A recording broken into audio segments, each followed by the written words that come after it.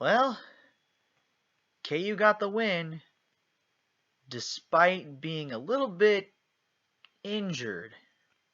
Here's the review.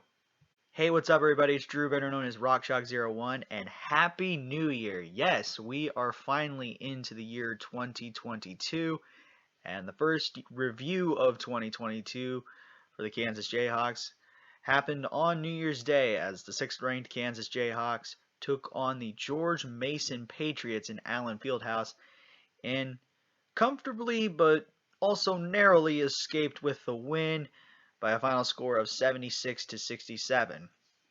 This game was originally supposed to be the Big 12 conference opener against TCU, but unfortunately TCU had some problems with COVID-19, so the game had to be postponed and enter George Mason. But give George Mason a bunch of credit. They were a very talented team and gave KU a tough fight. But yeah, KU was also playing a little bit injured in a way, as Remy Martin did not play at all due to a knee injury. And just now that I recently just watched, Bobby Pettiford, after being out with an injury of his own, tested positive for COVID-19. But good news is that the rest of the team and coaching staff did not test positive. So good signs there, and hopefully Bobby and Remy get better soon. But the other guys still stepped up, and some new guys stepped up to give KU its 11th win of the season. So anyway, for those of you who do not know, I give positives and negatives about the game. I give a player the game and a player who needs to improve. So without further ado, let's jump into this shit. Most of KU's positives in this game actually came from the defensive side of the ball. KU forced George Mason to shoot 44% from the field, 41% from downtown, and then they got 70% from the free throw line. Which, I mean, the 41% from deep is a little concerning, but the 44% from the field for the entire game is very, very good. Also, KU forced a lot of turnovers, 14 turnovers for George Mason in this game, and KU scored 19 points off those turnovers, and had more points in the paint, 32-18, out-rebounded George Mason by 1, 32-31, got more second chance points, 6-1, fast break points was 4-3, and the bench points, which is the big positive, 38 bench points to George Mason's 3. Good numbers there. Also, KU took better care of the basketball. KU only had 9 turnovers in this game and gave up 3 points off those turnovers. So those are some big improvements on the floor. The only problem was KU shooting numbers, and that's basically the negatives in this. KU did not shoot well at all in this game, and it showed. KU shot 44% from the field, 32% from 3, and 69% from the free throw line. The 69% is kind of normal, but sub 50 and sub 40 is a big oof. So we just need to take better shots, especially from deep. Take better shots, and a lot of things just did not seem to fall in this game. So just making sure that the shots fall and from inside the three-point line and outside the three-point line, and we should be fine. But again, we were also missing some pieces, so again, some of the numbers vary a lot, but yeah, those are big differences. So those were my positives and negatives. For the first time this season, my player of the game is Jalen Coleman-Lands. He played amazing in this game. 20 points, 2 rebounds, 3 assists, and 2 blocks in 25 minutes.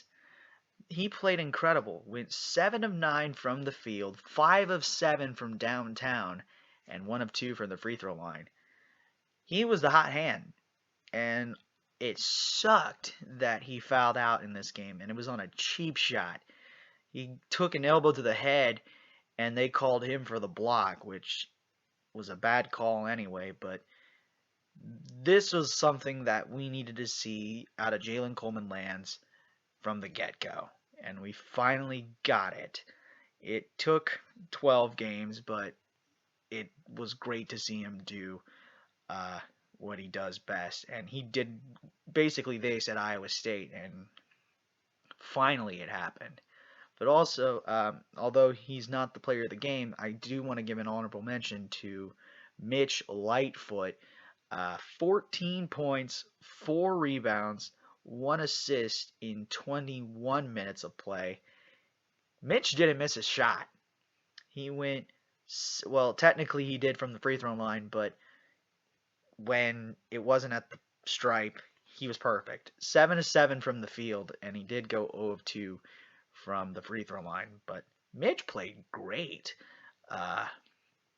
And if it were me, I would say you start Mitch Lightfoot at the 5 against Oklahoma State, or when we get to conference play now, because he stepped up into the starting job in my mind and should be the starter as soon as David gets out of his slump, which, speaking of David, is my player who needs to improve.